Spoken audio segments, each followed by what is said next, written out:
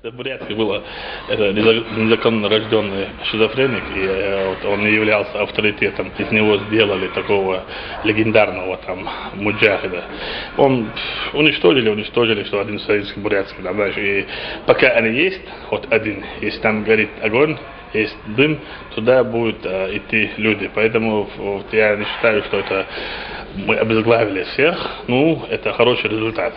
Вот об этом человеки говорили, об этом шайтане. И сегодня шайтана нет, не стало. Это для нас хороший результат. И причем это не просто шайтан, а он духовно подготовленный.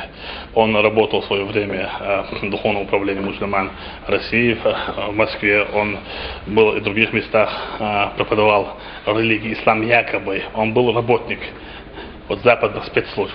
Вот мы уничтожили спецслужбы России. Мы им благодарны. И это наша работа. Уничтожать бандитов, навести конституционный порядок, чтобы главенствовал закон на территории Российской Федерации.